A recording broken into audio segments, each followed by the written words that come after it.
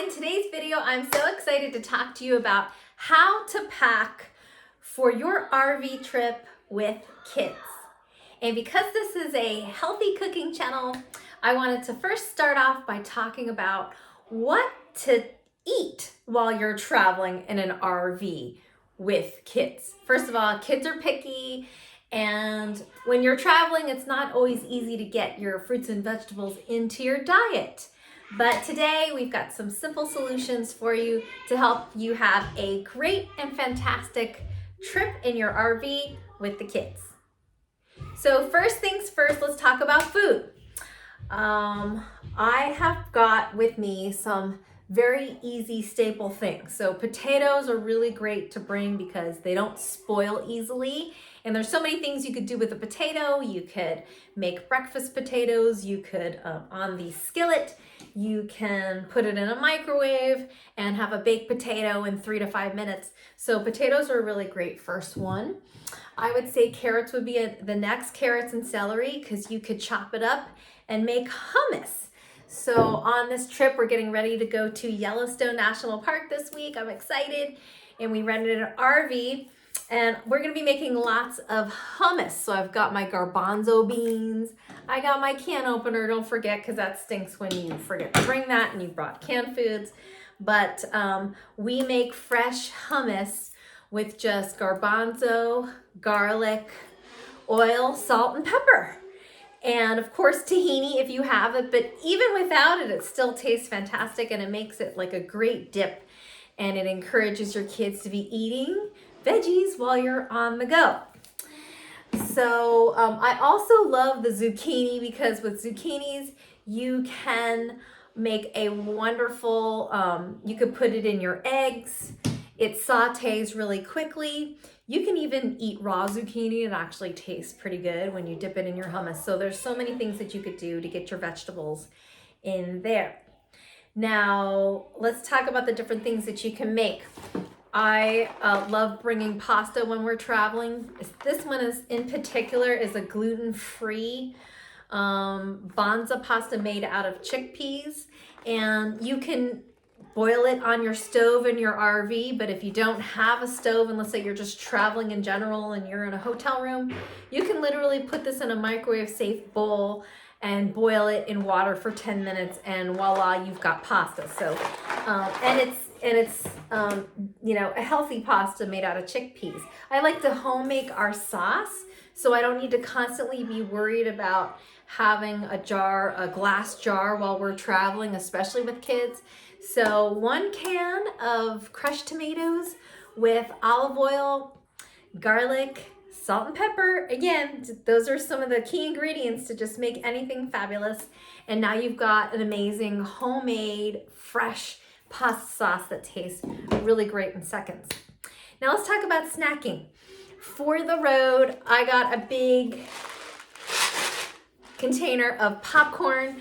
We're gonna home make the popcorn. You can just make it in a large pot with the top, of course, olive oil on the bottom, put the popcorn on and, you know, shake it up so it's got oil on every kernel, and then turn the heat on high, put the lid on and it'll pop. And of course, once it starts slowing down, then you turn off the gas and of course take the top off, and now you've got fresh, healthy snacks instead of stopping at the gas station all the time and buying all those terrible potato chips filled with those really unhealthy oils. And there's that. And of course, just something fun I threw in, I love a good roasted vegetable sandwich. So instead of me having to roast my own peppers, I grabbed a jar of red roasted peppers that comes in just in water and none of the bad oils that they normally preserve the stuff with. And I can make myself a roasted vegetable sandwich for a nice fun snack. Of course, peanut butter and jelly always works. Apples, bananas, and stuff like that. So that's food. Now let's talk about keeping the kids occupied. Maybe you're going for a long time. For us, it's going to be 14 hours to get to Yellowstone. And of course, we're going to be stopping at different stops along the way. But we want to make sure we've got their kids' activity bags. So I filled my little one's backpack, of course, with the coloring books. His favorite book. He's really into space, so we've got a universe book about the planets, crayons, activities, and hey, I'm not going to feel guilty about saying this now. Normally I feel guilty, but we have downloaded a bunch of movies onto their tablets so they can stay occupied with movies and games on their screens. And yes, I know the whole point of taking an RV trip is to be off the grid and off the screens. But when you're on the road and you don't want to hear the complaining, let's just keep them happy so we can enjoy our peaceful road trip. The next thing you want to pack is bedding. Pillowcases, pillows, blankets, comforters. In our case, we're gonna all be bringing sleeping bags, which is so much easier, and our favorite pillow. But when you're renting an RV, a lot of the times that's one of the most important things that you can forget to bring. You know, you've got your clothes, you've got all the stuff you would normally bring on a trip when you're traveling, but when you're renting an RV, you wanna make sure that you bring your bedding. Next, let's talk about supplies. When you're renting an RV, a lot of the times you forget that you've got to bring your own toilet paper. So make sure that you stock up on your toilet paper, your paper towels. I've also got cleaning supplies because we need to return it in good condition. And of course, our trip is several weeks, so we're going to want to make sure we're cleaning while we're there. And instead of getting out all your traditional cleaning stuff, I just love the Clorox wipes, which is great. This one is compostable and it's free and clear without dyes, and it's safe around kids, pets, and food. Yay. And we've got our hand sanitizer because when you're traveling on the road, that's really helpful.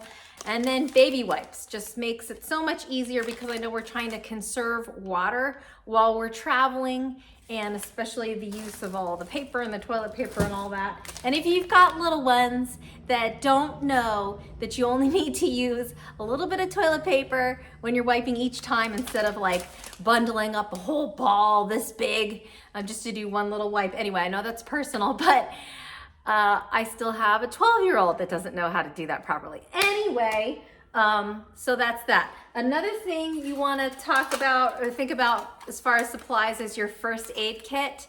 So we have got in here our disinfectant wipe. We've got Band-Aids, we have Neosporin. We even have like a sting relief wipe. My kids got this at a camping store, and I think it wasn't very much, like, $6, $7 or something for this entire thing in a waterproof case. You don't have to have one in a waterproof case, but I just happened to grab their camping first aid kit and your emergency flashlight, which is always very useful too. So what else to pack in your moving house? Let's get into the kitchen.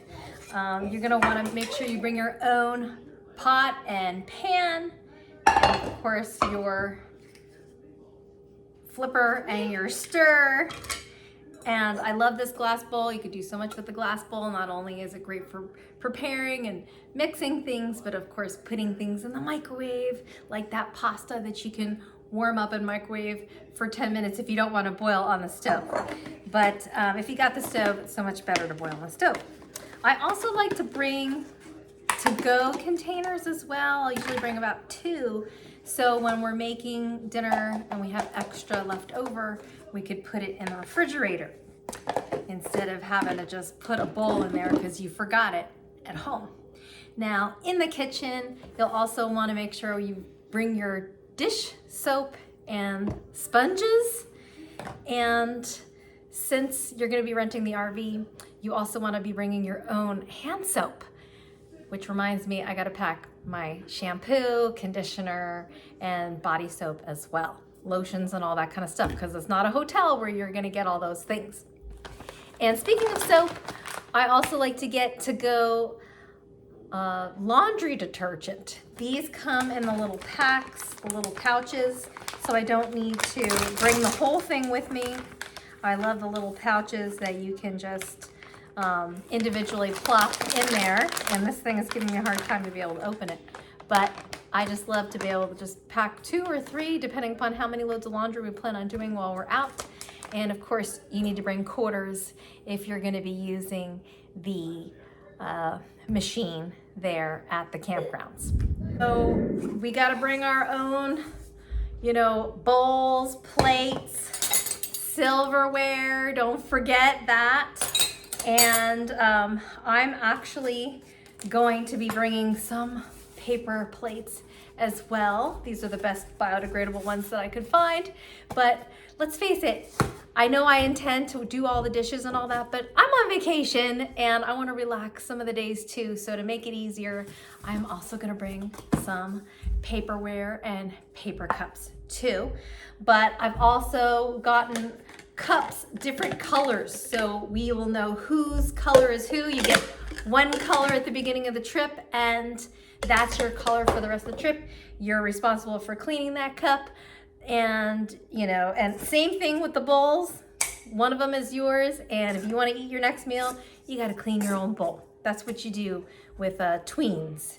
And don't forget your coffee cups and your coffee maker, because there's not going to be one on the rental, and your teas. Nothing is more upsetting than waking up in the morning and not being able to have this readily accessible. So don't forget to bring your coffee maker.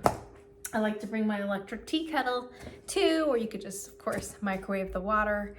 But I think that concludes the kitchen. Now let's talk about some random items.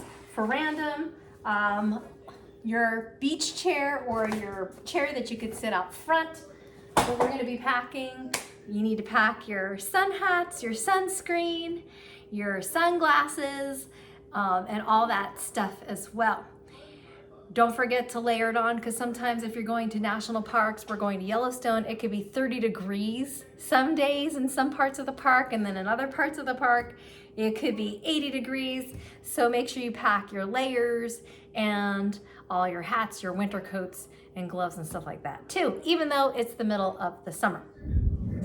So once you've packed all the rest of your normal clothes that you would normally bring on a trip and all those types of things, now it's just time to go and relax and enjoy your trip. I hope these tips have been helpful for you, and be sure to like, and if you want to get some great healthy food tips on making quick, healthy meals every single day, some that the kids will enjoy as well, be sure to like and subscribe below. We'll see you next time.